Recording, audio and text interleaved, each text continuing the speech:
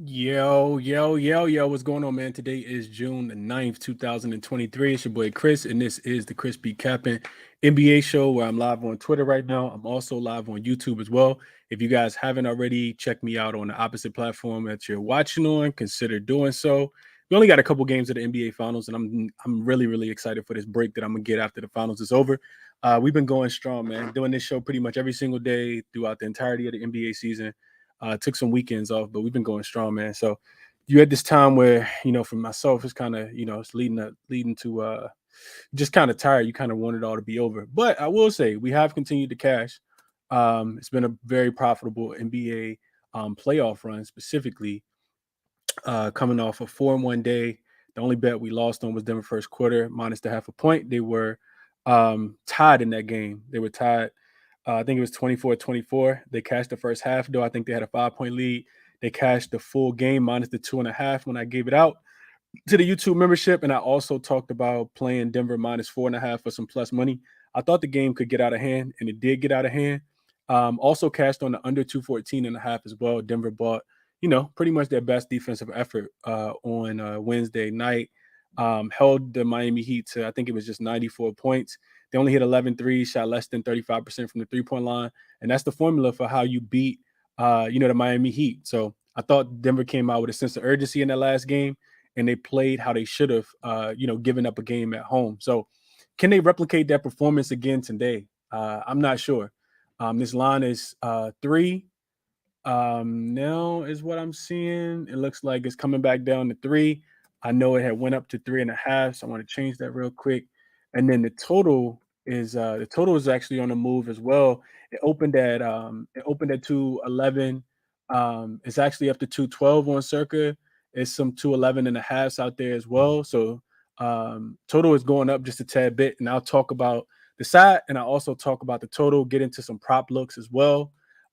So let's start with, and as always, man, hit the like button for me if you guys can.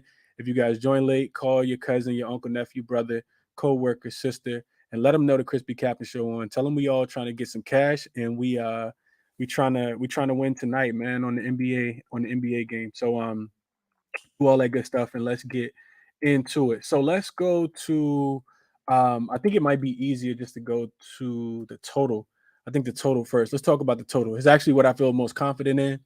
So let's address the total first. So total 211.5. I'm gonna put that up on this screen so you guys can see it. I want to share my screen real quick because I want to show you guys what I looked at when I was capping this total. A lot of the times I start with and I know a lot of Miami Heat fans, they're never really happy with me because I don't base my looks based off who I like. I don't have a team, right? If you want to be a profitable bettor, you can't bet on your team all the time. You got to know when to fade your team. You got to know when to stay off the game completely, and you also got to know when to back your team. So that's three different things, and they all can be, sometimes it can be pretty difficult to kind of pick where you need to be. So this is where I started, right? So I'm gonna tell you guys where I started. So I'm on Killer Sports. First thing I looked at was, which is the sports data query language website that I use to kind of track NBA data. The first thing I looked at was playoff games that are in the finals, and we have game fours in general. So let me see if I can get this up. I just want to share with you guys how I kind of cap this game. So let's go favorite. So what I have on the screen right now is just game fours in general. Hopefully you guys watching on YouTube can see this. So game fours in general, you guys can see here. And I'm adjusting the total, right? So 15, 3, and 1 to the under. That's 83.3% of game fours in the NBA finals go under the total. You guys can see here last year when Golden State played the Boston Celtics, that game went under. The Bucks played the Suns, it went under the year before. The Lakers played the Heat in the bubble. That game went under. Raptors played the Warriors in the series that the Raptors won, and Kawhi got the championship with the Raptors. That went under. The Warriors and the Cavs with Bron and Steph. That went under. So here's a list over here of the streak for unders. It's 5 straight unders. And for me, this just kind of makes sense, right? The total dropped from what it was in the original one, but it kind of makes sense from the standpoint of when you're playing the same team over and over again, it's only but so many adjustments you can make, right? Adjustments come in, then another adjustments come in, then another adjustment come in, and at the end of it, eventually, right? Like it's just only so many adjustments you can make, and you kind of are what you are. You also get a little bit tired as the series goes on as well. For Miami, they've played, I want to say 24, 25 playoff games now, especially if you include the two playing games that they had to play. Um, so they should be a little more, spent on the defensive end, on the offensive end. It should be a little bit harder for them to be able to score the ball. And I think, some of it is kind of, slowly but surely kind of catching up with them. They are a team that's, pretty deep, but supposed to just kind of tighten that rotation up just a tad bit and not really giving a lot of guys a lot of minutes. A lot of other guys, he relies on his big horses. So continuing this, right? So that's my kind of thought process, my perspective of game 4 and how I feel about the total. But if I continue and I add that, let's say that game 3 went under in the finals as well, right? So you're in the finals in a game 4, and game 3 also went under. So now we get here, right? So we just had a 84% trend or 83% trend, whatever it was, in the last one. Now we get here. So if game 3 went under in the finals, game 4s go under 8-1-1. So that's 89.9% of the games actually go under. You can see the only over actually happened between the Heat and the Thunder back in 2012. That was the year of who was on that team? KD and Harden and Westbrook was on the same team, and they were all super young. But other than that, all these games have gone under. You can see the streak of unders, the big cluster of unders as well. And then the last thing I wanted to mention was, let's say that the total for game 4 is lower than the previous total. So let's just say the total drop, because this total did drop, right? So if the total drop from game 1, from game 2 to from game 3 to game 4, you guys can see here that those games are going under 12-2-1 to the under. That's 85.7% of the time those games are staying under the total as well. You can see the average margin, the average total as well. And you see the big cluster of unders here as well. This total's going up though, and I think so that's what I kind of wanted to show on the total. I did play the under. I played the under 210.5. Now that it's up to 211.5, I like it even more. And I didn't go too heavy on it. It was a 1 unit play. I gave it out as a 1 unit play to the YouTube membership, but I'm probably going to put a little bit more on it as well. I do think there's a path though to the over hitting in this game, right? So if you like Miami, you almost kind of you kind of want to take the over with Miami, just because Miami hasn't really showed that they can stop Denver at all, right? So I think there's some correlation between, if you like Miami, you may want to take them, over their total. Jokic and Jamal Murray have been they've been special, man. They've been really, really special. Both of them had 30-point triple doubles, first time in NBA history, playoff history, finals history, that a team has had two guys that go over. I was reading some stuff early this morning that they ran the most. This game 3 was the game that they actually ran more pick and roll with the two of them than any other game throughout the entirety of the season. And I think we see a lot of that again. The difference is, and I think that Spoelstra knows that, that's the most difficult play to stop in basketball right now.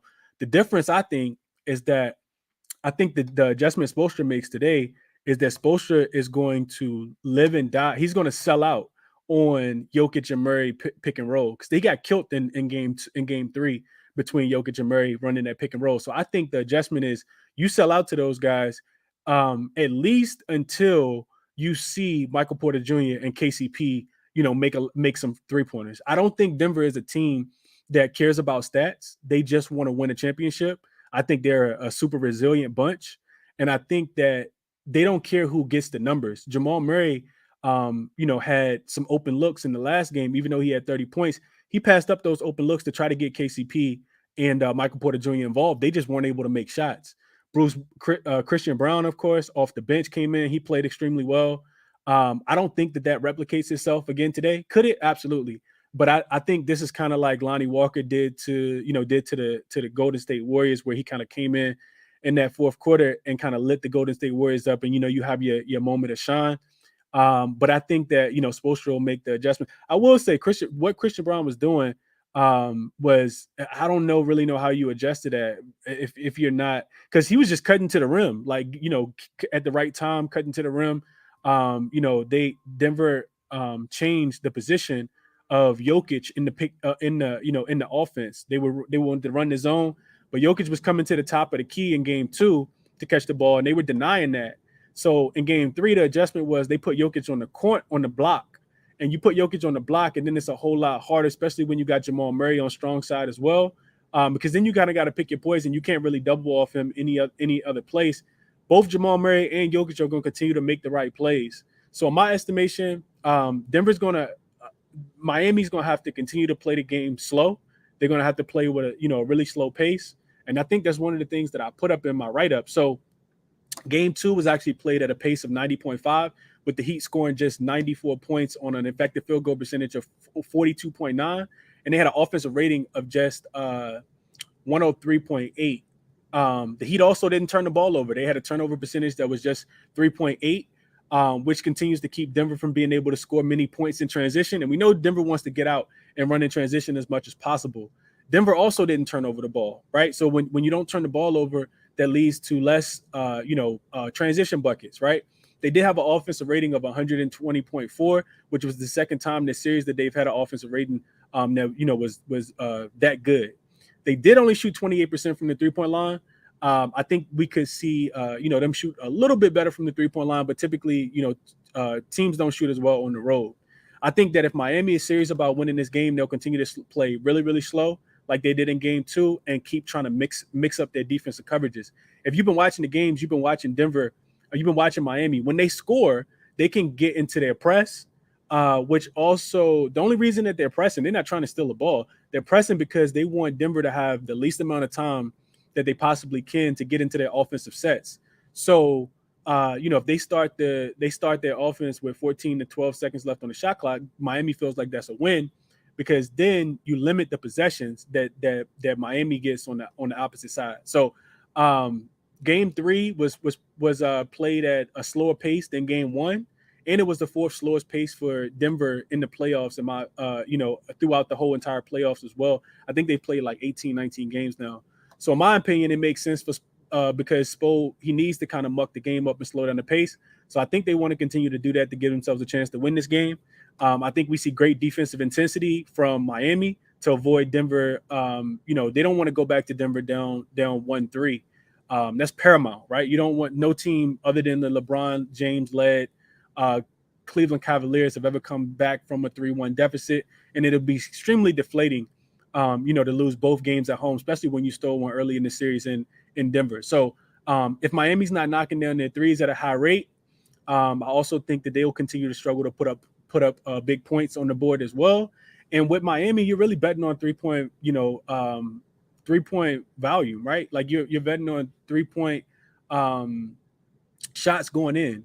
So those are all the reasons why I kind of like this game to go under. I think Miami just plays with a lot more defensive effort, but I do expect Denver to to be able to make it more, close out a lot better than they did in game 2, like they did in game 3, and make it really difficult for Miami to score. So we'll see how it goes. Couple things that I wrote down in my notes.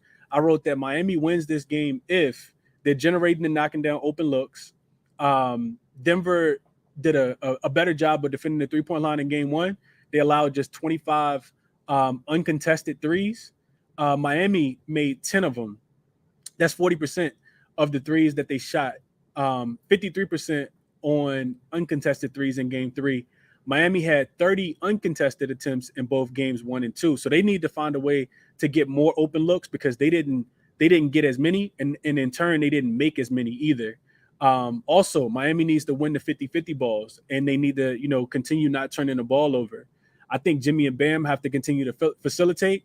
I'm not looking for a big offensive explosion from Jimmy Butler. I'm just looking for the 3-point shooters to bounce back. I think Strus has a better game.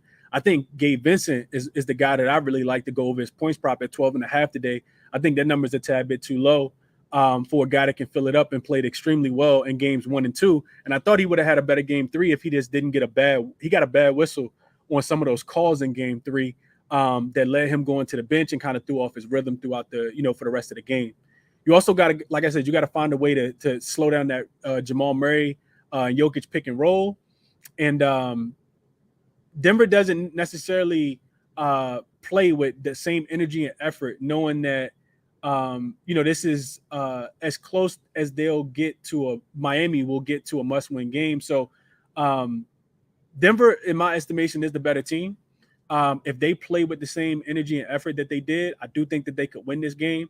But if Miami, super desperation spot here, because like I said, you don't want to go back 1-3. I think it's a game that Miami could win. I absolutely do. And for that reason, I'm not touching the side at all. I'm not playing the spread. I could just kind of see it going both ways. I don't think that Denver is a pushover. And I learned the hard way, because when the Lakers were down 0-2 coming back home, I thought Denver was going to, lay down. And Jamal Murray had a big first quarter in game number 3. I also thought that the Lakers would not get swept. And we also see, the Lakers go up by 15 and Denver comes back and win that game as well. So I think that Denver comes out, plays with a lot of energy and effort in this game.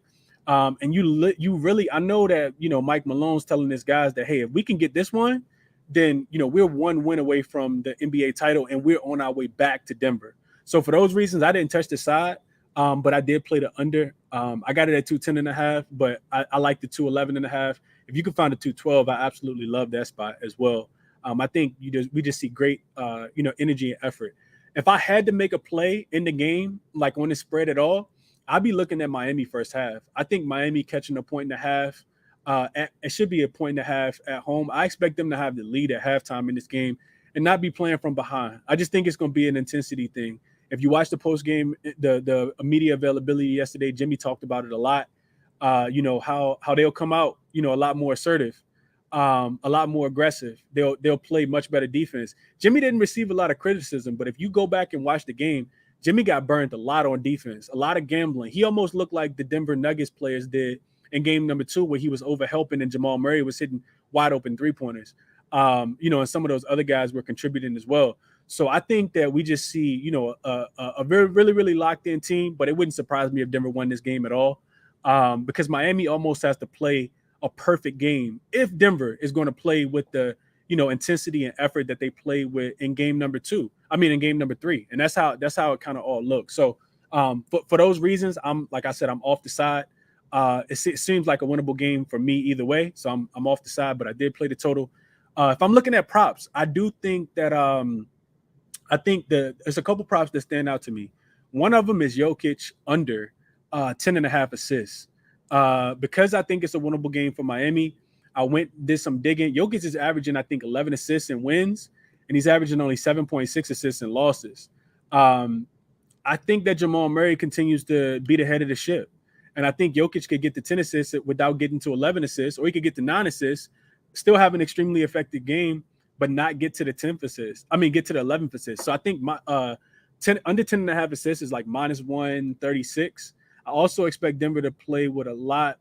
I expect Miami to play with a lot more grit and tenacity in this game, and that should lead to them just closing out the shooters, getting there on defense. And I think Jokic goes under his 10.5 assists. On the opposite side of the ball, I really like Gabe Vincent. I kind of talked about it just a tad bit, but he's been the guy, right? You throw away game 3. He's been the guy that stepped up when Jimmy Butler and Bam Adebayo needs someone. He's been the consistent guy. Could it be a Strus game? Kyle Lowry game? Absolutely. I also think that we're going to see, but I like Gabe Vincent. I'll end the point by saying I like Gabe Vincent to go over his 12.5 points, over 13.5, whatever you can get that number at. I tweeted, well, I don't think I tweeted, but I talked about this a little bit earlier. Michael Porter Jr. is due. I know everybody's been betting on his unders. I know people have been cashing, but it's only but so long that I think it's going to continue to go on. He had a couple shots just go in and out. So I like Michael Porter Jr. I think the odds have gotten, stacked up a little bit too high now. I think his 3 threes are, pretty good plus money play. So if I'm sprinkling on any props, I'm taking Michael Porter Jr. threes. Also, because like I said, I think that Spoelstra, he's going to sell out on Jamal Murray and Jokic, and KCP, who's been cold for the series, and Michael Porter Jr., who's been cold for the series. Those guys are going to be the beneficiaries. All they're going to have to do is stand there and make wide open shots. If you listen to the media day availability for Michael Porter Jr. yesterday, he stressed that, I'm not losing any confidence in my shot. I'm going out there shooting the same shots. I'm still working out my same routine. It's only but a matter of time before those shots start to go in. So this is a guy that's averaging 15 points on the road in playoff games, and I'm expecting him to have a big game, especially the way I think that Spoelstra's going, kind of draw up the game plan. So I'll be playing Michael Porter Jr. threes, his double-double. He had 7 rebounds in game number 3 in 21 minutes. So he's been rebounding, the hell out of the basketball recently. He just got played. I wouldn't say played off the floor, but his minutes he just, you find something off the bench and you just kind of go back to it. So they put Christian Braun in. I don't expect a repeat performance from Christian Braun in this game. So Michael Porter Jr. double-double is plus 750 on DraftKings. I think that's worth a sprinkle. Jokic under 10.5 assists. Michael Porter Jr. over 2.5 threes or 3 threes. And then I like Gabe Vincent. I think he's the guy. Gabe Vincent, either 3 threes, Gabe Vincent points at 12.5. I just think he's the guy that steps up a lot. And I also like going back to what I was saying about Jimmy. I think Jimmy goes under his points prop today because I think he more so facilitates for everybody else. You watch the adjustment that Mike Malone. This is the last thing I'm gonna say before I open it up to everybody else. So send me requests if you guys got anything. But you watch game 3, and one of the adjustments that Mike Malone made was he stopped over helping on Jimmy Butler. They were sending two guys at Jimmy Butler a lot. And I'm not saying that you don't continue to do it, but you got to be able to mix it up every now and then, right? Because if this is similar to what Bam did in game 1, where he had a very, very effective game and he took 25 shots.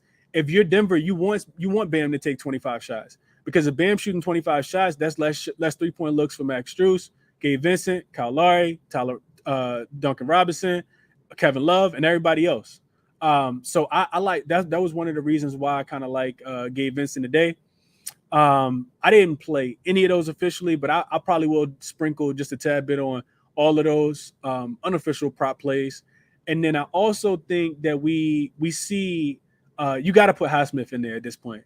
I think Highsmith probably gets the Cody Zeller minutes. He may get some of Kevin Love minutes because they really started to find a way to pick on Kevin Love with the Jokic and Jamal Murray pick and roll in the last game. Or if he's guarding Aaron Gordon, then you just, you set the pick and roll with him and Aaron Gordon. But Jamal Murray, if he sees Kevin Love guarding him, that's barbecue chicken.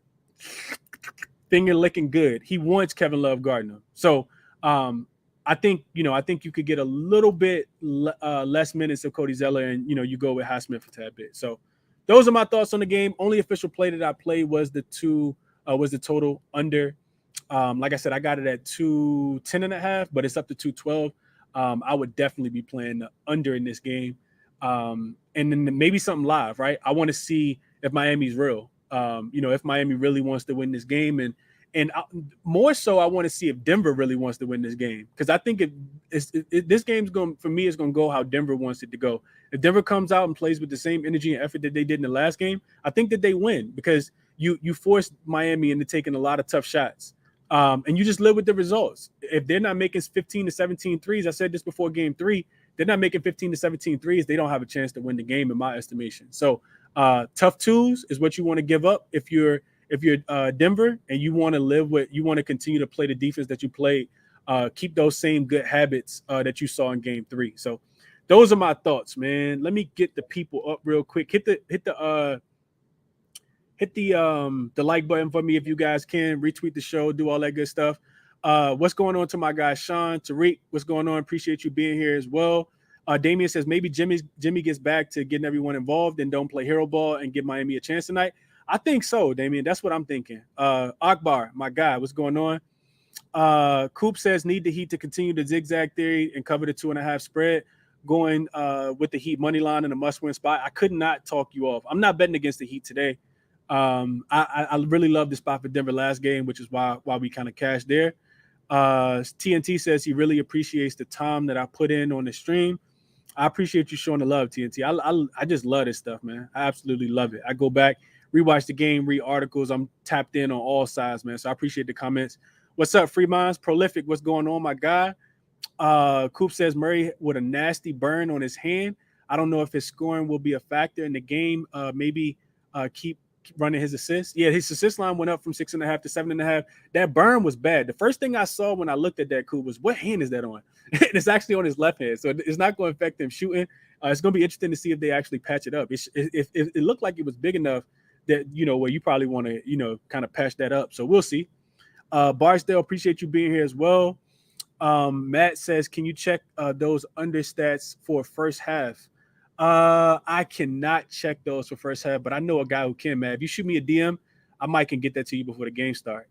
Shoot me a DM on Twitter, Matt, and I'll see if I can get that to you. I don't know how to run those numbers for the first half, but I know a guy who does.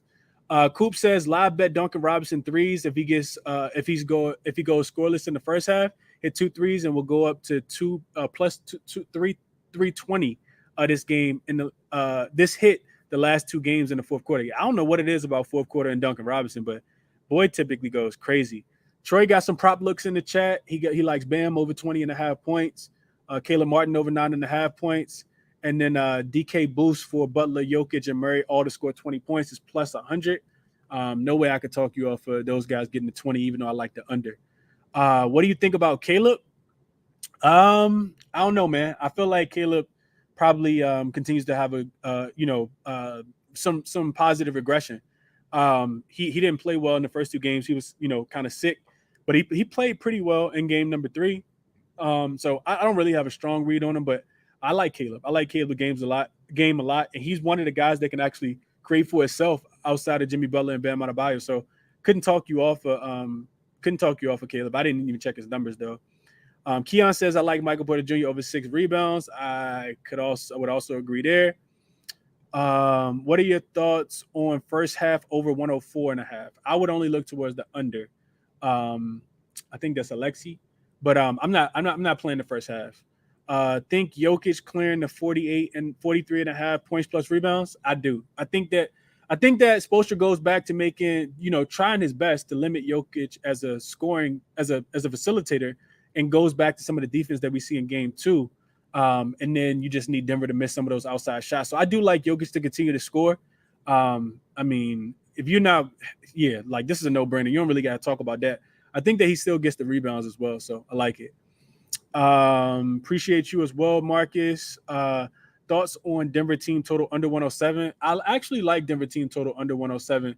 If you go back and look to the beginning of the show, when I ran those crays and I had it on Killer Sports, those DPAs, which is delta points allowed, those are all negative. So I think if I think that this game goes under, I think Denver also struggles to score in this spot as well. Miami got their backs against the wall, so you got to put you got to have your best defensive game of the year tonight, because could be the last time you play at home. So I do expect Denver to bring it. I expect Miami to bring it tonight. Anytime a coach talks about effort after a game, I'm taking that team. It's a hell of a way to cap the games, J Camp. I'm actually looking for the same exact thing. I know we had a lot of Miami Heat backers in here in the last game. They were, on their high horse after getting the win, but it didn't work out too well for them. And I'm not against the Heat. I'm just, basketball is situational, man. It's really, really situational. As a Heat fan, this was a classic NBA playoff game. Friday Night Lights in Miami are about defense. Game of Thrones said, yo, Chris, you do be capping, bro. I try my best, my guy. Shout out UD. Happy birthday. 2-1 on his birthday. 2-0 at home with the opponent scoring less than 100 points plus 11 win margin, both times at home. Okay. Jason says, what are your thoughts about Jamal Murray over 22.5, Jokic over 27.5, Bam over 17.5? Couldn't really talk you off of any of those. I think Jamal Murray and Jokic usage is going to continue to be extremely high. But I will say, if some of those guys are making making shots, I think Jamal Murray is not in attack mode as much. Jamal Murray, wanted to prove something to himself and the rest of the world after having such a bad game in game 2 to his standards. So I think he came back, and wanted to show that. I think he had 20 points at halftime. So, Michael Porter Jr., KCP started making threes, which eventually they will. I don't think that they're going to, shoot this bad throughout the entirety of the season, throughout this entire series. I think, Jokic numbers could come down and, Jamal Murray numbers could come down. They're doing what's required of them. Not, they typically don't have to score that much because you're getting more from some of those role players, but it just hasn't been happening, throughout this series so far. Murray over 13.5 rebounds and assists. I couldn't talk you off of that. I know this dude's he done had a double-double, in every game of the series with points and points plus assist with points and assists. So I couldn't talk you off of that line. I think Bam continues to play well. Also, they just don't have they don't have anything for Bam. Like Bam has the advantage. He had the most meaningless 22.17 rebound game probably in NBA history the other day because he had the worst plus minus for any Miami Heat player. And it's difficult. You got to guard Jokic on the other end. So I think Bam weighs down as the series goes on. I'm not sure about today though. John says, I'm telling you, Chris, till the finals are done, next 2 weeks, the motivation factor is all time high. And Troy says MPJ is either gonna go over or under. That's my expert pick. I like it. I like it a lot. Let's go to the fellas, man. We've been waiting long enough. I done been talking for 32 minutes, and I need a sip of water. So let's go with my guy Great White. First, actual unbiased Miami Heat fan. I want to hear his thoughts. He wasn't, and don't boo my man off the stage because Great White was not on his Miami Heat. He talked about catching him in the live spot, but I don't think he liked the spot for him as well in Game 3. But I'm interested to hear what he got to say today. Finesse coming to you next, my guy, after that, and then we're gonna get the betting monster. My guy monotone in the building. Let me get him up. LJ, get you up as well, and we'll keep going from there. So first up, Great White, what's going on, my guy? What's going on, my brother? I'm good, bro. How you doing? I'm good, man. So yeah, Game 3 it hurt me to not be confident in taking the Heat because what happened, I kind of suspected it was gonna happen, and I took a live line on the Heat. I was at 12.5, and that still didn't work out when they were down, big. So, but yeah, that's beside the point. They didn't win. That's all that mattered. But now for Game 4, Heat money line. Heat money line. The Heat aren't losing Game 4. They're not. The Heat know if they lose Game 4, the series is over because they're not going to win Game 5 in Denver. It's not going to happen. So I got Heat money line plus 130. I'm only doing one unit for that. The play that I'm most confident in, and this is a VIP play that I gave out earlier in the morning, is Nuggets team total under 108.5. Okay. Yeah, I know it's spicy. I know. No, it's not. It's not. It's actually not Great White. I would actually lean that way as well. I think I was saying that because I think it's a great play. But continue. I like it. I think the game goes under, so I gotta like the team totals to go under. Yeah. So I was aligned with you, agree with you on the unders look. The reason why I'm on their team total unders because they hit 108 in Game 2. And then yesterday they hit 109. I mean, Game 3 they hit 109, but it only happened because of free throws at the end of Game 3 because the Heat kept fouling, when it was within a certain number, which, I mean, I thought the game was over, so it was pointless to do it at that time. And in the previous game, Jamal Murray hit those two really contested threes to bring it in. I think on another day, maybe one of those would go in, the other one would go out. And in Game 1, they were held to 104. The Heat, they've done aside from some of the scoring spurts that the Nuggets have had, because, I mean, they're a really potent offense. You're not going to really shut them down. I will never say that because I would be a very stupid Heat fan to say that.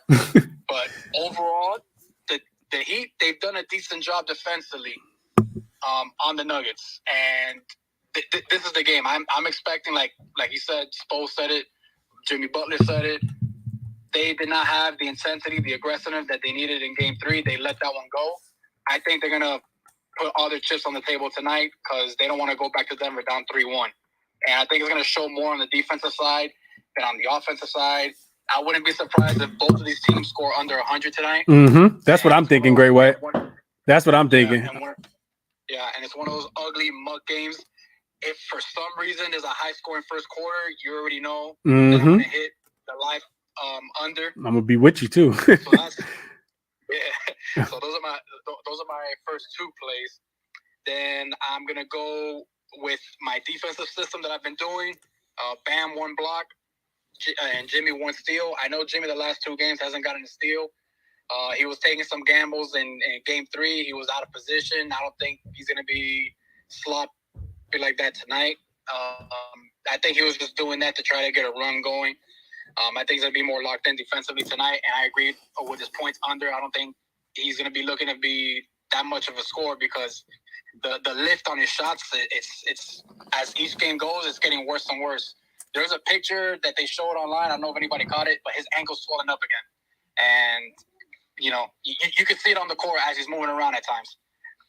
But I like that defensive system play. Both of them, 6 out of their last 8 games, they both got 1 block, 1 steal each. So I think that'll work out. And then my other play, which I was with you as well, Gabe Vincent over 12.5 points. He's gone over this number in the last 13 games where he's gotten at least 10 shot attempts. He's hit this number 9 times. And obviously in the Denver series so far, 2 in the last 3.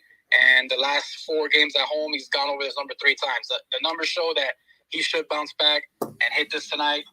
Jimmy's probably going to take less shots and facilitate more to somebody other than Bam to carry the scoring load. And the next best guy is Gabe Vincent. The ball should be in his hand a little bit more today. And those are the 4 plays that I got locked in for tonight, man. I like these, Great White. I like your looks a lot, man. I'll say that. I'll say this. Last series, a lot of people was running Jimmy Stills, against Boston. Boston is a terrible team. Being able to hold on to the ball. Poor Jaylen Brown finished with 37 turnovers in Game 7. But Denver. One of the reasons why I didn't like those still props as much in this series is because both of these teams do such a great job of taking care of the ball. If you go look at where they kind of rank in, just this turnover percentage, they don't turn the ball over, and they both get back in, in transition as well. And those are 2 things that kind of, leave for less points, because if you're averaging, 12 to 13 points off turnovers a game, but the team that, you're playing against is only giving up 5 or 6 a game, or 7 or 8, then that, that's a few more points that you're not going to be accounted for. And, Denver did a really good job, I think, of exploiting the Lakers in that way, exploiting the Phoenix Suns in that way. And just kind of, finding those advantages. I don't think that either one of these teams have as many advantages in some of these areas that we kind of expect. Frankie in the YouTube comment section says Nuggets team have yet to go off from 3. And I think, while we can't say that, right, they're getting some decent looks. That's a testament to Miami's defense. Both of these teams rank really, really well defensively, guarding the 3-point line. Neither one of these teams are slouches guarding the 3-point line at all. So it might not be a game where, they shoot 45% from 3-point line like they did against the Lakers and score 132 points. Spoelstra's not going for that.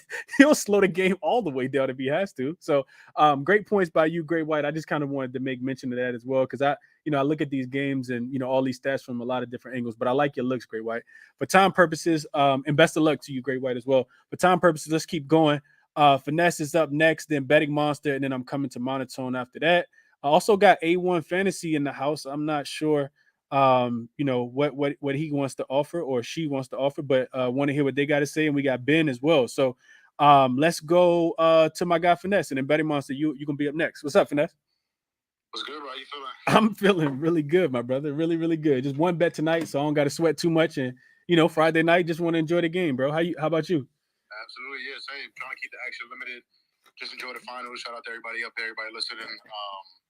Yeah, I'm gonna keep it short and sweet. You mentioned, I think both of these looks already. The first one we're correlated with, but I think a couple people mentioned in your chat as well. I'm on the first half under 107.5. Okay. I think most of the things that we're seeing, historical trends, matchup trends, and kind of what we've seen throughout the series. I think all of those things point to an under in a spot. The under, this specific under 107.5 has hit 2 or 3 games so far this series. The only over finished right at 108, a game in which Denver scored 34 second quarter points, and their bench just absolutely dominated the non-Joker minutes. Usually they're just kind of they're trying to survive and stay afloat. During those minutes, they just completely dominated. They went extremely hot from the field, and they still barely cashed this number.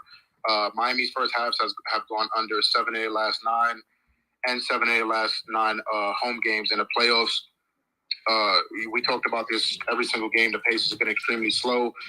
Pace of only 92 in the first half in the series. Miami owns just a 102 offensive rating in the first half of the series, while Denver's first half defensive rating is 102, which is elite. Just a couple of historic trends.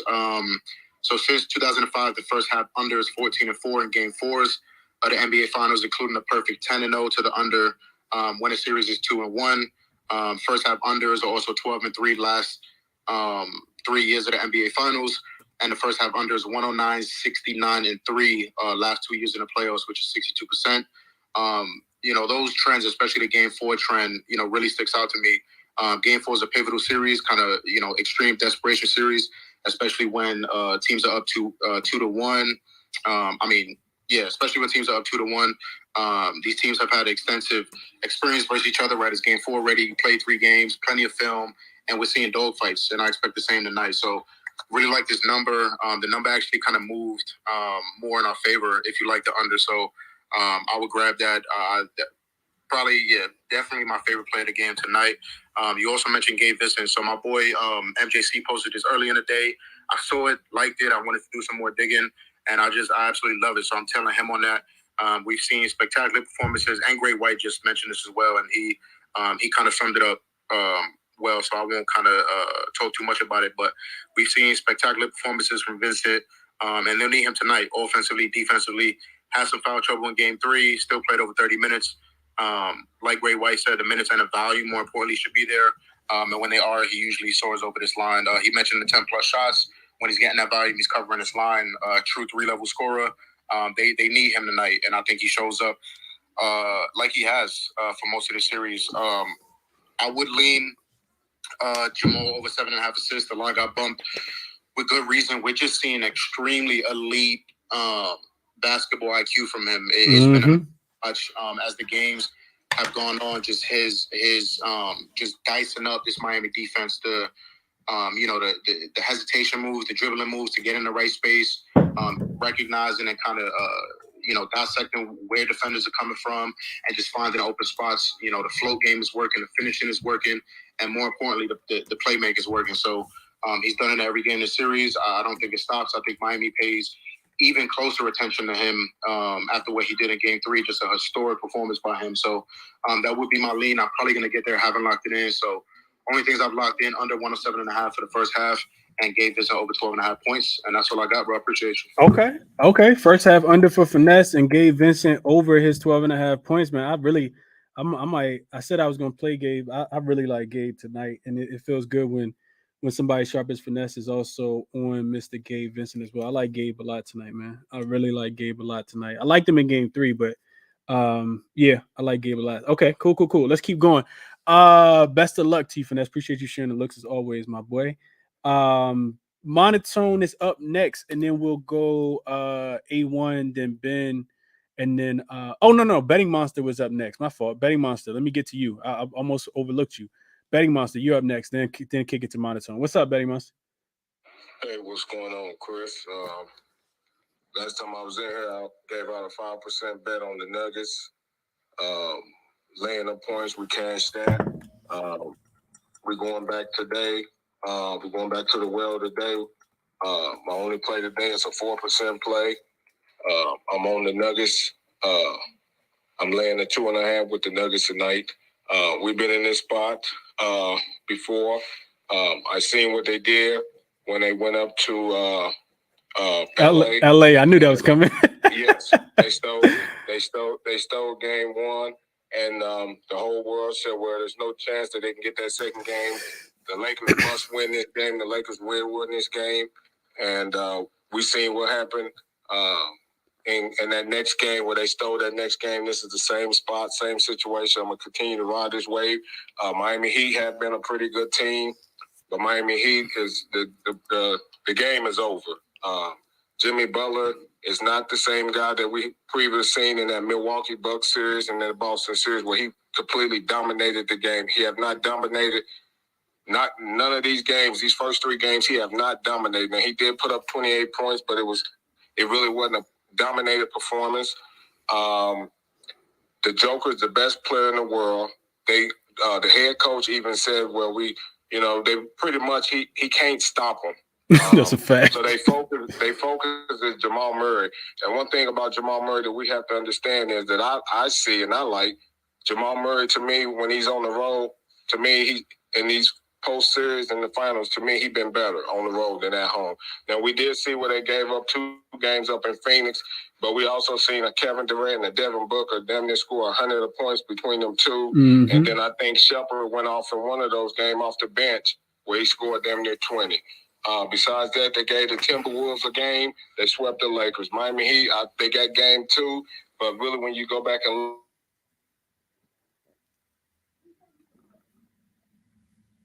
Betty Moss, I think you were spitting so much hot fire, it caught your mic on, blew your mic up. I don't know if you can still hear me, but we can't hear you. But just to kind of go back to what Betty Monster was said, I'm gonna remove you as a speaker, Betty Monster. Just request back up. I'll let you finish your point. But just kind of going to what he said real quick. This is the reason why I couldn't take the Heat today. This is the exact reason why I couldn't take the Heat. Exactly what he said. I just think that Denver could come in here and win this game as well. I need to see it from an intensity perspective. They played extremely hard in the last game, but I need to see that replicated for me to be able to put my money on it. So maybe something live, but not anything I'm taking pregame. Gray White, go ahead, and then I'm kicking it to monotone. Yeah, I'll make it quick. He had said that it's the same situation that it was in the Lakers series. It's actually not, because the Heat, they got one game that they took from the Nuggets on the road. And the Heat know that if they win tonight, it's a tied series and it becomes a best of 3. So the mindset is completely different than from the Lakers needing to win game 4, knowing that they're down 3-0 and the series is pretty much over. So mindset-wise, it's a completely different situation. No, I get what you're saying. I think what Betty Monster was saying is that Denver won a game on the road, and then everybody think they're gonna lose the next one, and then they can win that one too. So I get what you're saying. You're right. It's not the exact same situation, but because I think, and y'all know I don't get on here and talk about where the money at. I could care less. I'll cap the games and bet what I want to bet. But it does look like 71% of the money, I think is what I saw earlier, is on Miami to win with 51% of the tickets. So we'll see how it goes. It's a toss up for me, and I'm staying off of it. Definitely staying off of it. Monotone, let's go to you, and then A1, Ben, and then kick it to my guy Dream as well. What's up, Monotone? Yeah, man, happy to be here, obviously. I love all the plays as usual. I think I'm pretty much on the same page as Betting Monster with this game, too. I think he covered a lot of, the same thoughts I had for the spread right here. It's unfortunate, obviously, the Heat, 75% of the money. I don't know how I feel about that right there. I think they're clearly the worst team in the series, and I think that obviously it's great that they made it this far, but I think when you're capping based on motivation and not on actual game mechanics, and I think that's where people get a little bit carried away. So I know it's a must-win game. I know the mindset, blah, blah, blah. At the end of the day, I do think that the Nuggets are the better team. I think they'll win again today. I paired him up with Duncan Robinson to make 1-3 at -110. It's a pretty simple just juice reducer right there. Definitely like the Nuggets. Love Bruce Brown. He's been great this series. If you have prize picks, you can play over 26 minutes played.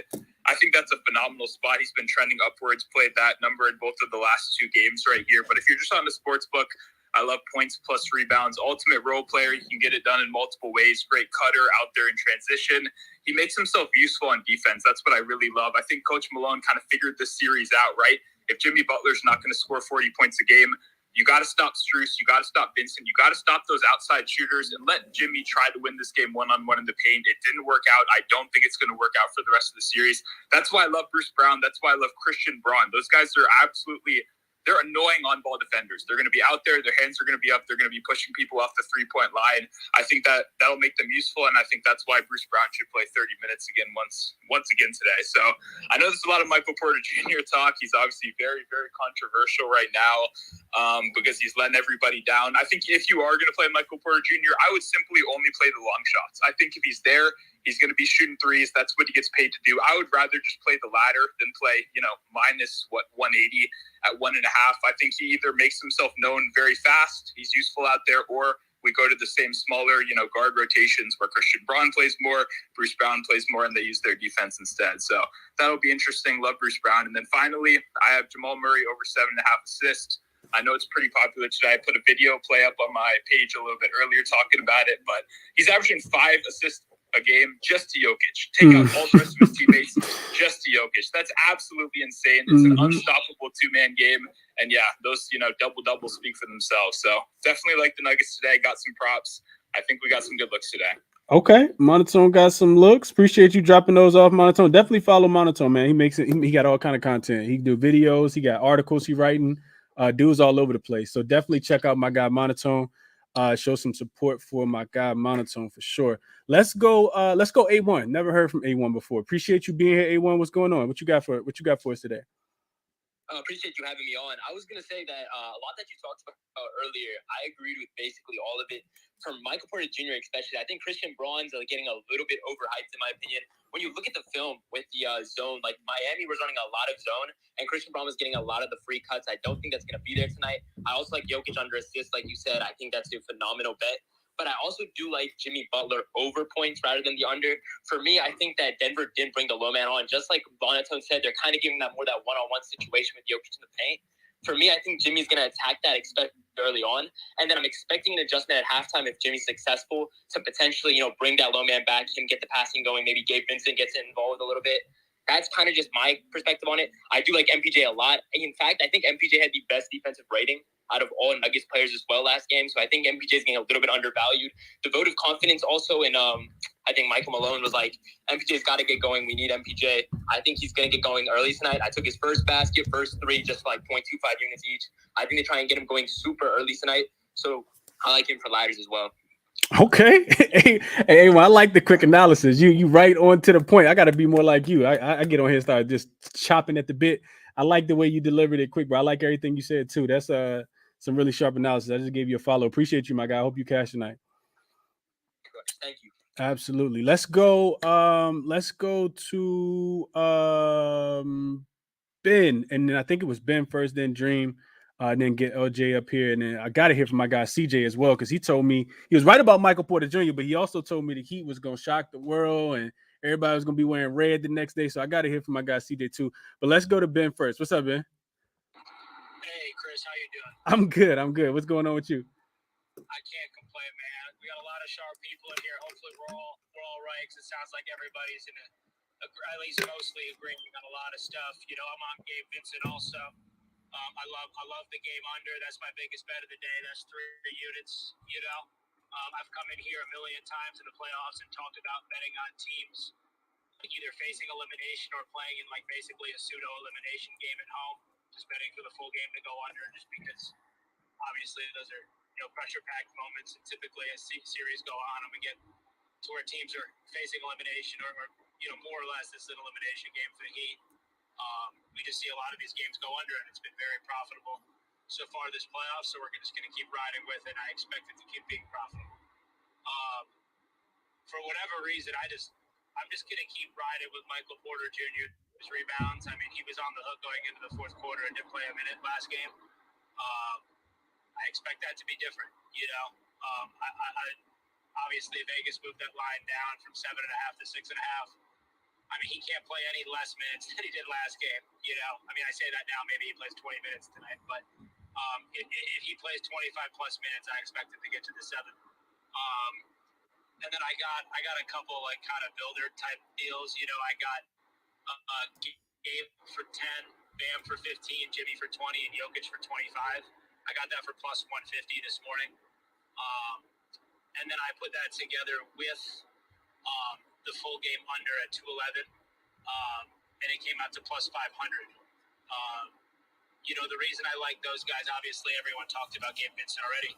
The reason I like those 3 others in that builder is because they're guys who don't really rely on the 3-point shot, to get to their lines, their regular lines and the lines that I, discussed right there. And as we've talked about, 3-point defense has been pretty good from both of these two teams throughout the playoffs. So we're not relying on these guys to make threes in order to get to these numbers. And then just a couple things I'm going to be looking at live. If there's any time when I can get the Heat as a double-digit dog live in the first half, I'm going to put a fairly large chunk on that. I got to the Heat live last game late, so that was good. I think I got 18, plus 18, flat 18, and then cash. So yeah, that's just what we're rolling with right now. Okay, I like the analysis around that. MPJ is definitely people recency bias is crazy, and I'm not gonna get too much into it, but you definitely want to catch these odds. I think about what what Dream said. I think Stefan was on it as well. In game 2, after Strus shot so bad, and Dream came on was like, I'm taking him at 3 threes and 4 threes, and it's plus 700 or something crazy like that, and it cashes. And like I said, man, I watched the post game interview, the media availability. MPJ eventually about to start making some shots, bro. Like, so if you can get him at the best odds, it just kind of makes sense, man. You gotta be able to clear your mind from what you've been recently seeing. I don't think those things are gonna happen forever. So, like the looks from Ben, man. Hope you cash these, Ben. Appreciate you sharing them as well. Let's go to the guy, man. Dream, what's going on, my brother? What's the vibes, my guy? How you? I'm good, man. I'm good. Talk to me, man. What's going on today, Dream? I need you to tell me how this game gonna play out. And I got a blunt money bet that I want to know your thoughts on too. Sound good to me, man. Well, yeah, I'm gonna go ahead and start off with this under. I got it under 211 on points bet. Everybody came up here and talked about it, so I don't really need to talk too much about it. The main thing that made me play it though is just watching Spo after the game, his press conference. It was a lot of we need to be more physical and we got to make sure they can feel us, pause, and we got to get into them, and our effort wasn't there, and our intensity, and our culture, this, that, and the third. So I really expect the A1 effort out of Miami defensively tonight. And the same with the Nuggets, man. Mike Malone, he's a defensive coach. So, yeah, I think it's human nature to kind of let your foot off the gas a little bit. Mm-hmm. But at the end of the day, man, they know if they win this game, the series is over. So I also, and like y'all been saying, the pace is slow and all that. So love the under. Next play is Jokic over rebounds and assists. I got 22.5, 23.5 is fine for me. So while I do think that he may struggle to get double digit assists, I thought so. Last game, I thought he would finish at like 9 or 10, and he did. I think it's going to be the same thing. I don't think you can stop Jokic from getting assists at this point. I think that Spoelstra is going to be all in on shutting down Jamal Murray, because one thing that they've said after every single game this series is, Jokic is going to do what he's going to do. We can't stop him. He's big. He does this, does that. So, we saw the adjustment last game, and he didn't play much zone. I expect a lot more zone this game. The reason why they didn't play much zone last game is because they weren't able to make shots, and they're going to need to make shots to set up their zone. So, but when they did try to go zone, I felt like the first play, Christian Braun cut, and Jokic found him. And then on the second time, they made another play, and they almost scored. So long story short, I think Jokic is going to get all the usage he can handle. I think his rebounds obviously are in play. But me, to keep it safe, I don't know if he's going to have, double-digit assists and double-digit rebounds, or 15, 16 rebounds and 8, 9 assists. I don't know, but I love his rebounds and assists. Obviously, I like his PRA as well. I was on his points last game, but now, 30.5 is just too rich for my blood. So I settled on the rebounds and assists. He's over this line 2 or 3 games, by the way. The only game he did go over this line was game 2 when he only had 4 assists. And my last play, Jimmy Butler to have 35 PRA and Bam to have 30 PRA. It's a SGP on DraftKings, and right now it's minus 110. Got that minus 115. So I think anybody watching the game can tell Jimmy Butler is hurt. He's not himself, but he still managed to get up 24 shots last game, scored 28. Last game, they got out-rebounded by a record margin, like probably the worst since like the early 70s. Just listening to these guys in the post-conference, Jimmy was just like, yo, it all start with me, man. The team go. And he says this all the time. Mm-hmm. He normally comes out and proves it. He's like, yeah, everything starts and ends with me as far as effort, rebounding, defense, jumping on the ground for loose balls, all that. So I expect an all-around game from Jimmy. I don't think his assists are going to be as much as in play, because I don't think it was a coincidence that he only had 4 last game after having 5 assists in like 9 or 10 straight games. Yeah, a couple people missed shots, but that happens with assists. Denver they were paying attention. They were paying attention to Caleb. They was paying attention to Gabe Vincent. They wasn't helping off of these guys. Max Drew, they wasn't helping off. They were saying, yo, Jimmy, Bam, if y'all want to eat, y'all eat. And they just couldn't score around the basket. Mm-hmm. For whatever reason. So I think we're gonna get a similar script tonight. I think that the Nuggets have figured out the way we're gonna win is just making sure these role players don't get busy. If these two guys want to combine for 70 like our guys, okay. But we can't have these guys having good games and then two of the Heat, Caleb, Struz, or Gabe going off. So I say all that to say this. I think Jimmy's going to continue to get single covered until he gets too deep in the lane. I think he hits a shot. I think he goes over the 35 PRA. His number line is 40. And bam, he's gone over 30 PRA should be easy because he's gone over 30 points and rebounds every game in the series, to my knowledge, let alone PRA.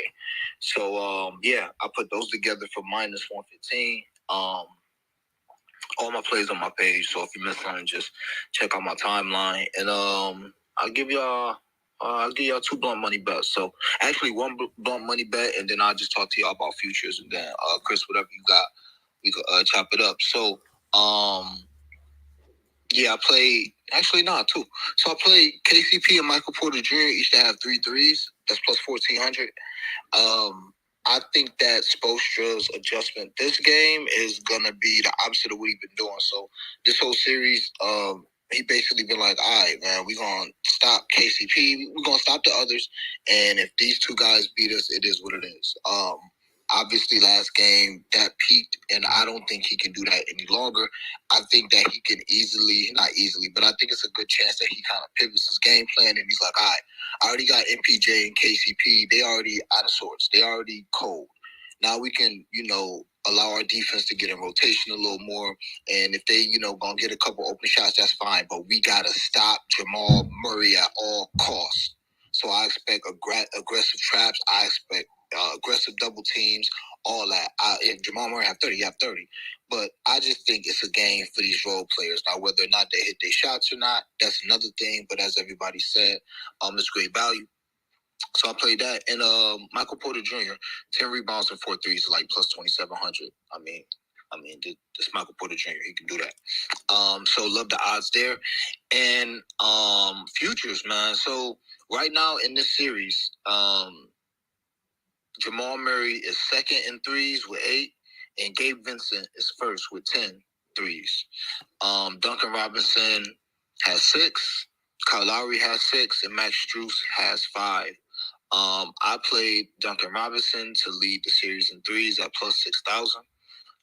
And I also put some blunt money on Max Strus at plus 8,000, and that is on FanDuel. So the reason behind that is Max Strus is going to get the most volume out of everybody that I just named, unless he's, gets benched. But he's already had a game this series where he's had like 8 or 9 or maybe even 10 3-point attempts. So it's just going to be whether or not he hits them or not. So, it's a good opportunity to buy low on him. And Duncan Robinson, kind of the same. If Max Strus continues to struggle, I think we're going to see more Duncan Robinson minutes. Duncan Robinson has already showed he's going to play in what we will call garbage time. And if he's playing, he's shooting. He even going to play when it's like a 7-point game, in the fourth quarter. So, and again, if he's playing, he's shooting. So it's not for him to have 3 or 4. I shouldn't say nothing, but it's not out of the realm of possibility for him to have 3 or 4 fourth quarter threes alone. So, right now Duncan Robinson is 4 threes behind Gabe Vincent. I'm not saying I don't expect Gabe to close it out, but anything can happen these last 2 or 3 games. So, I took Duncan Robinson to lead the series in threes, as well as Max Strus, plus 6,000 and plus 8,000. And if you want any of my other plays, as far as blunt money bets, futures, all that, check out my YouTube. Just search blunt money bets. That's it, man. Word. I was thinking something like that as well, Jay. I think we agree on the big adjustment coming from Spo tonight, right? Like you can't let Jamal Murray go out there and give you another 30-point triple-double. So you're gonna have to, like you said, like just attack, be aggressive with him from the start, because he's gonna test the waters early. Jamal Murray likes to get himself going early. We saw it in the Laker game number 3, when he came out and scored. I don't know how many he had, like 15, 20 in the first quarter against the Lakers. It was crazy. And he just had 20 in the first half of game number 3 as well, after having, a subpar game 2 for his standards. So Jay, I'm in agreement there with you. Do you think, I like MPJ today, I like KCP today, I don't know which one of them to pick, but I was thinking let's see what I had. I think I put this in my best lip. I just ain't play it yet. 4 leg. So Jokic 30, because I just think that you're not gonna be like he gonna have to be the guy to score. And I think that Spo gonna go back to playing him man to man so that he's not able to get everybody else facilitated. So Jokic 30. Michael Porter Jr. 3 threes, Gabe Vincent 3 threes, and Jokic to go under 10.5 assists is plus 2,081. Last time I looked at a dream. What you think about that? Yeah, that's an amazing play. And even if you want to dumb it down with Michael Porter Jr. to just hit 2 threes, that's still probably like plus 13, plus 1,400. Because his 2 threes is like minus 165, which is crazy. Yeah. So, yeah, I love that, man. I love every leg of that. I kind of agree with you as far as the only one that I trust to really score points tonight is Jokic, man. I can't. And Bam, too. But yeah. I love that. So you said under 11 assists, 30 under 11. Gabe 3 threes. Gabe 3 threes and MPJ 3 threes. I mean, and the MPJ could be switched, right? Like you could put KCP there, but I do think because they're gonna sell out. MPJ all day. Yeah, me too. Because if MPJ see one go down like that, that's all it's gonna take. If he hit one in the first quarter, like he going over his points, he going over his threes, all that. At least in my estimation, I think because he due for it. Like he definitely due for one. So I think I think the odds now plus 2284. If anybody want to, put a little sprinkle on that, I think it's absolutely worth the a little blunt money bet today. So yeah, that's it. You agree with that, Dream? Okay, good. We got the blunt money bet approval from the guy who created them. So yeah, Dream like it. MPJ 3 threes, Gabe Vincent 3 threes, Jokic to score 30 and Jokic to stay under his 10.5 assists. And y'all, alter it if you want to, change it around a little bit. Let's come back. Appreciate you, Dream. Definitely check out Dream YouTube. As I always say, check out his page where all his all his plays are, and support the guy, man. Subscribe to the YouTube as well. Let's go back to monotone, kick it to LJ, and then CJ. We'll finish up with I'm gonna try to get you up as well real quick, Keith. But let's go monotone, LJ, CJ.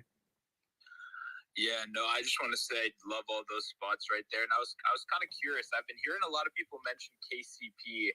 I haven't heard anyone mention Aaron Gordon yet. And I think he's actually in a really good spot today because I'm agreeing with the same exact logic you guys are with the intense double teams, traps, everything like that on Jamal Murray.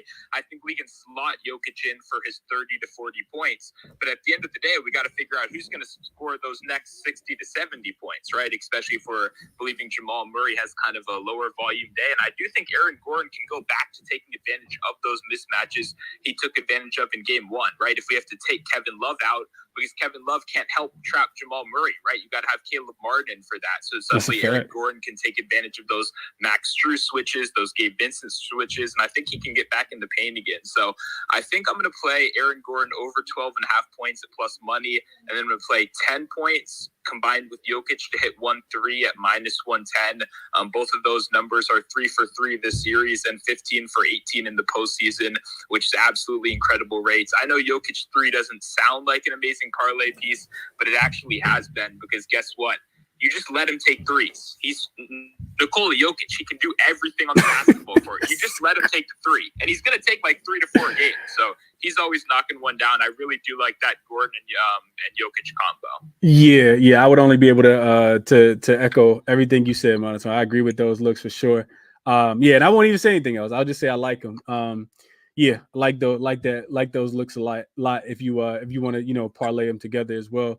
LJ, let's kick it to you, and then CJ, we coming to you last. What's up, LJ? What's going on, Chris? Happy Friday to you, man. Happy Friday, my brother. How you doing, man? Man, I'm doing good, man.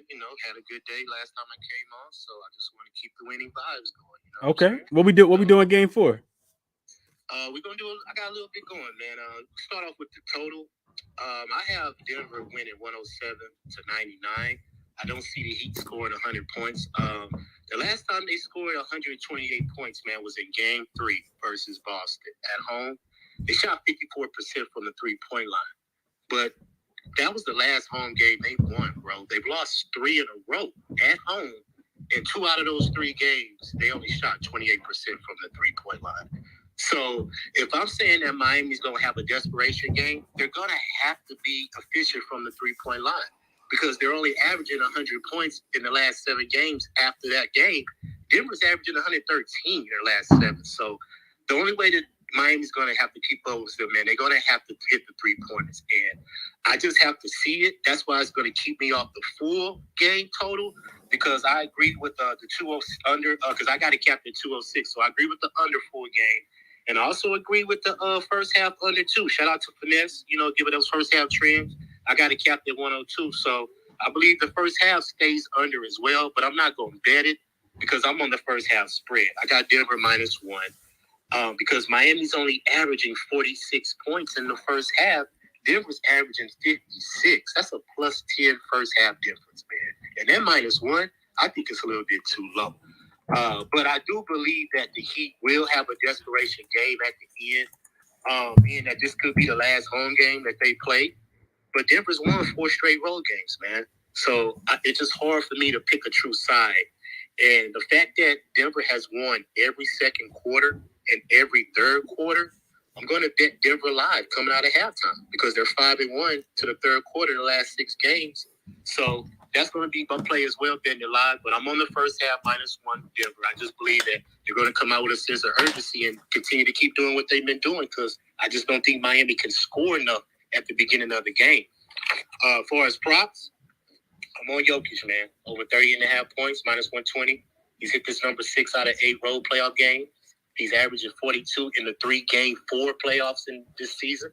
And he's averaging 33 points on the road in the playoffs overall. So I don't see him digressing in any way, man. And you mentioned the assists, and I agree with you because they jacked it up to 10.5 because he was cashing at 9.5, 9 out of the 11 last games. So the books figured it out. And that's the beautiful thing about sports betting, Chris. When you continue to hit a prop and they continue to keep cashing it out, make them raise that prop because they're going to get tired of paying it out eventually. That's a fact.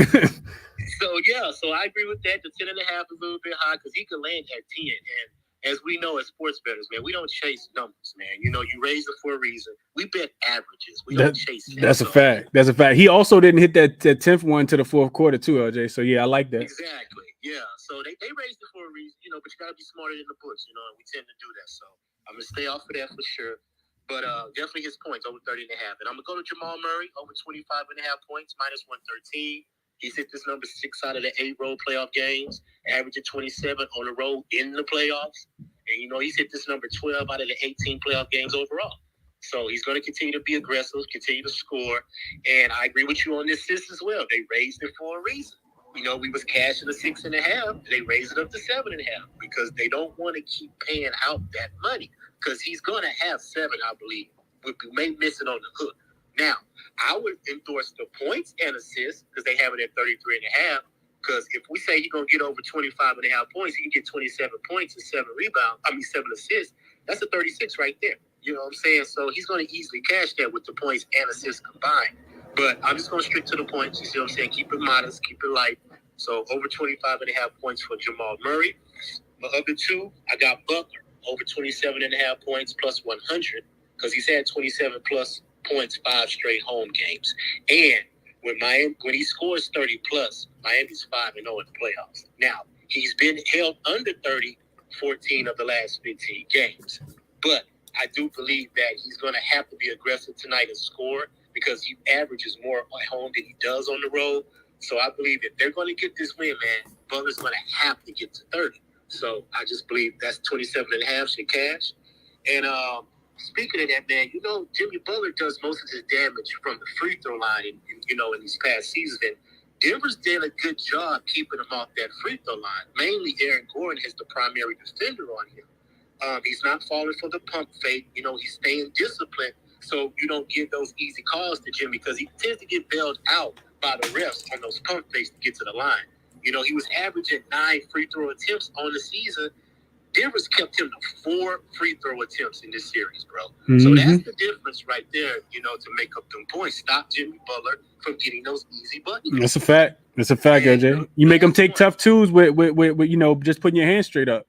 They're doing a really good job of staying disciplined. Yeah, just make him make a decision. Don't bail him out. Mm-hmm. Last one, Kyle Lowry, man. Over three and a half assists. It is juice, minus 157, but I just think it's worth it because he's hit this number 7 out of the 9 home playoff games. He hit the number all 3 game 4s in the playoffs. He hit the number in the Knicks game every game in that series. He's hit that number 4 out of the 7 games in the Boston series, and he's hit it 2 out of the 3 final games here. So over 3.5 assists, but I parlayed it as well with Jimmy Butler's over 27.5 points to get a plus 218 parlay. And that's how I played that one, just to get the juice up. And the last one I honorable mention, I am going to play it, but I haven't played it yet. I took Butler's block plus Bam's block, and that puts you at a plus 154 parlay as well, because they're going to have to be aggressive, man, and they're going to have to defend. They're going to have to limit Denver's possession tonight if they want to win, because I do believe the desperation will give them the win. That's why I'm not taking the side, but they could be missing their 3-point shots and not score enough in order to win, because Denver's going to be consistent with what they do. Score the paint, get the rebounds, take a chance points. So we'll see how it falls. But as far as the first half, I'm going to continue to keep riding Denver minus the 1. Okay. Great. Some great analysis by LJ and some things that he liked. Let's kick it back to Dream, and then LJ, then CJ, we coming to you. LJ, I hope you catch these, man. Appreciate you sharing. All right, buddy. Have a good one. Yes, sir. You too. Enjoy your weekend too, my brother. Dream, what's going on? Nah, my fault. You know, I always recap, especially when I was asked. I was 1-3 last time I was up here. We're going to bounce back today, though. Oh, yeah, for sure. The bounce back coming. Dream don't have too many bad days in a row, and I ain't even trying to put no pressure on him. I just know what he do out here in these gambling streets, man. Let's keep going. CJ, on you. What's your Heat doing tonight, my guy? Talk to me. Oh, man, best for last. What's up, Heat gang, Heat culture, Heat nation? We out here today. I know we got some haters. I see Prop God already left, so I couldn't get in his ass, but you know what I'm saying? It's cool. Check this out. Everybody done kind of touched on most of my props I was going to give out. Gabe Vincent threes. That's probably just the money today. Gabe Vincent and Max Dukes threes, obviously. I got Jimmy going for 30, just like I did last game. He was 2 points off. I told y'all he was going to get 30. He got 28. Well, if you told us that, CJ, we lost money messing around with you, man, because he didn't get there. But keep going. I want to say his points was only like 27 and a half. Yeah, now he cashed the points. It was 26 and a half. You're right. But you say 30. People going to try to put that money on that plus money. Nah, the plus money was like 32, 33. He would have had to win way over 30. So, yeah, it wasn't no money out there to go like that. That would have been crazy. But, yeah. I got Jamal Murray going under 30. He will not score 30 points. He will score under 30. That's the only way the Heat win tonight is Jamal Murray scoring under 30 points. You can book that. And like I told y'all, Michael Porter Jr. has been a setter himself since he started this series. I told y'all what was going to happen when he met some real dogs, and it's going to continue to happen. Them dogs going to come out heavy tonight. I do got the under. I do think the under will hit today. I know y'all was talking about that a lot. And, yeah, Heat Nation. We're going to win tonight. We're going to get it done. Heat at 7. I love all the Heat hate. I love how everybody just thinks Joker's just is going to be this ultimate guy and they're going to win this game. They're not. Heat at 7. Gang life. Hey, CJ, you took the points or you took the money line for y'all? Money line? Oh, yeah, money line tonight. Okay, yeah. Cool. Take the money line, man. We don't know. Don't be surprised if this game comes down to the wire. And if those threes are falling for Miami, Denver does not have a chance. Yeah, we're gonna see if they falling though. That's the thing, right? If you could tell me how many threes that Miami was gonna make tonight, I could tell you who's gonna win the game. But we'll see how it goes, CJ. I appreciate you sticking around, man, and share your thoughts on the game for sure. Back to Finesse real quick, and then Keith, you're gonna close this out. What's up, Finesse? Yeah, just real quick. Jamal Murray first basket plus 680. Jamal Murray first basket plus 680 for my guy Finesse. He said he's gonna keep it going tonight. Keith, what's going on, man? I think it's your first time on the show. How you doing? I'm doing good. Just chilling. How you doing? I'm good, man. I'm good. You liking something for tonight? What you got? So far, what I got right now, what I'm really thinking, like I said, Michael Porter, like everybody been saying, he been off. He been playing like shit. But tonight, I think he really bounced back. I got him 2 threes, nothing else. Gabe Vincent, I think he need a big game just because the Heat need this win. If they don't win tonight, it's over for the Nuggets. I mean, it's over for the Heat. I think. Mm-hmm. So I got him 2 threes. Jokic, they can't stop him, but I got him under 12 assists. This is a parlay, right, Keith? Yes, sir. How many legs? 6. Oh Lord. Okay, keep going. All right, that's 3. And now I got Aaron Gordon 5 rebounds just because he been averaging over 6 the whole series. Okay. 6 or more to every game. I got him 5 rebounds. Okay. And like what y'all was saying earlier, I got Nuggets first half winner. Just because when the Nuggets are going, it's really hard to come back. I think. Okay. Was that the last leg or one more? One more. Okay. I got Jamal Murray under 30 just because that floor burn. You think the floor burn on his left hand going to affect his shooting, being able to score? Honestly, I think so, but I do think he take over 20 shots. But like dude was saying earlier, if the Heat can win if Jamal Murray don't score 25 or more. Yeah. Okay. What's that parlay together, Keith? What's the odds on that? Plus 831. Plus 831. Okay. Hey, best of luck, Keith. I hope you cash, man. Thank you. Absolutely. Let's go, Stephen. And then I gotta get my guy Stephen up real quick. What up, Stephen? Hey, appreciate you. A lot of great looks. I want to salute to everybody in here. Y'all gave some great info. But just really quick, just to give, not to repeat what Drayton said, Michael Porter, I think you hit that on the head. I definitely think that double-double at 750 is worth the sprinkle, given that he can hit some shots, get in rhythm, and have a nice little game. He's not going to stay broke forever. Right. Right. Yeah. But just to add on to everything everyone's saying, I'm going with Bruce Brown. His points plus rebounds at 13.5. It's risky, but once again, it's the narrative again. The dude is like, I think Monotone was breaking it down perfectly. You know, winning player, excellent. The thing that I saw in game 3, that I really liked with him, that I haven't got there yet, but I think I will, is I think I'm going to take his 2 threes, which is always a roller coaster. I really think Spoelstra is really going to key in on Jamal Murray and Jokic. And, it's really been a series where if you look at the Jokic-Murray stats and then looking at everybody else, it's almost kind of amazing that Denver's like up 2-1 in this series when like no one else is really doing much. But if you go back and look, dude's been wide open on the elbow in the corner like all game long. That's a fact. He only shoots like 3 a game, 4 a game. But I don't know. I think this is going to be a game where you see him put up 5, put up 6 maybe. And I think I'm going to say his 2 is like plus 330 or 390, one of the 2. So I'm on Bruce Brown.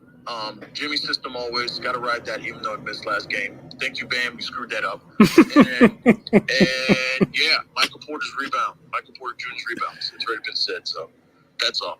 Okay. Hey, Stephen always posting his plays on his timeline as well, man, on his page, man. So definitely check out Stephen. Shoot my guy a follow. He been cashing in the playoffs for sure. You got anything else, Stephen? Yeah. Long shot. Because it could happen. I don't know if it will, but it could happen. But my 22-42 long shot is Porter 8 boards, Murray 8 dimes, and Bruce to splash 2 threes. Porter 8 rebounds and Jamal 8 assists. And what was the other one? Bruce to hit 2 of those threes. Oh, okay.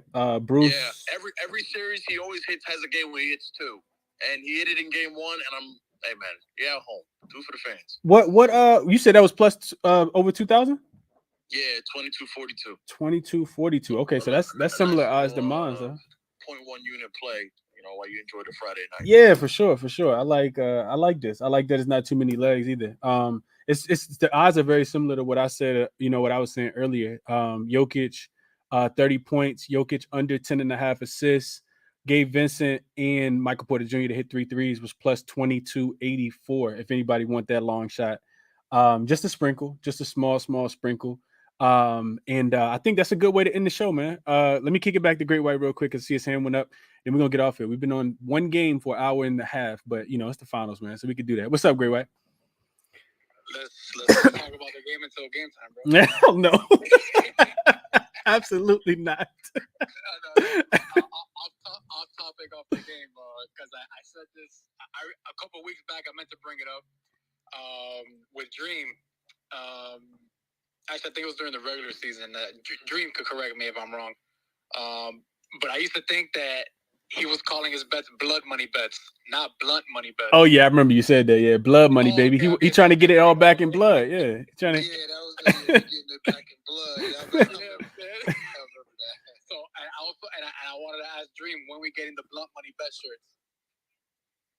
I appreciate it, man. Actually, so I mean, I guess I could say it if somebody won't be funny. I'm in the process of doing something with that term. So once I get all that handled, then definitely have some merch out there. I appreciate you, though. Hey, drop the link, fam. I need like a sweater for the 1 and 2. That's a fact, Jay. Yeah, drop the link, Jay. Drop the link for sure. You post it on the Jumbotron when you get it official for sure. Okay, cool. So I just want to I know people probably joined late. It's still 300 people watching. It's still 128. I mean, 300 people listening to 128 people watching. I'm gonna just go through just like a quick synopsis of what I feel real confident on in the game, and then so as far as the total, I talked about the under. A lot of great trends towards the under, so I'm on the under. If I was to add anything, I think I would be looking at Miami first half. I think Miami has to not play from behind in this game. Game 3 was the first game that they lost the fourth quarter. Miami actually won the fourth quarter. Denver actually won the fourth quarter 27-26, if I'm not mistaken. So I do think that we see a more concerted effort from Miami to start, just kind of scratch and claw. I expect them to leave everything on the floor in the first half. I don't know if they're going to be able to win the game, which is why I'm kind of staying off the side. If Denver comes with the intensity, the tenacity that they did in game number 3. So for that reason, I'm staying off the side. I'm not playing the spread, one way or another. It may be a great live betting spot, and I'll just kind of play it there, especially if either one of these teams jumps out to a super big lead. As far as the total, I gave all the reasons why I like the under. Like I said, some great trends. The one that you guys see if you're watching on YouTube right now is playoffs, NBA Finals, Game 4. The home team off a loss. They're 7-1 to the under. That was something that I didn't even mention earlier. Those games are staying under by an average of 10.5 points, as you guys can see on the screen as well. So that's my only play for today. As far as props, though, I did talk about a few that I really, really like, and I'll put a little sprinkle on these. Those are Nikola Jokic to go under his 10.5 assists. Gabe Vincent over his 12.5 points.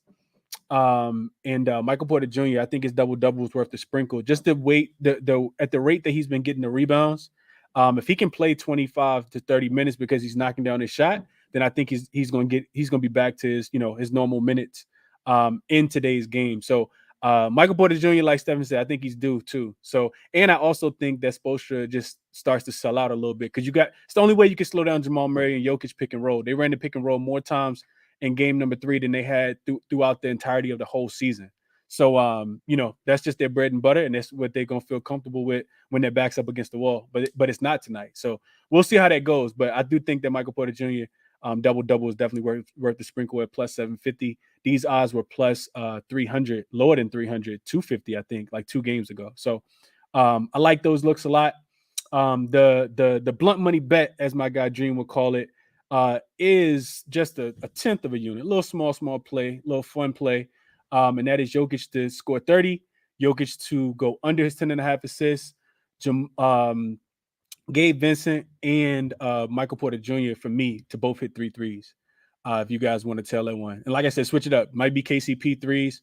Do whatever you want to do with it. But those are the props that I kind of like. And I think all of them hit tonight. So I know we don't have another game for a while, but best of luck to everyone on their action, man. I'm to kind of depending on how the game go. I might drop a lot of bets since I only got one bet out there tonight, but I'm not trying to get my money back, man. Best of luck to everybody on their action tonight, man. Enjoy the game, and we'll be back whenever the next game is. I'm out.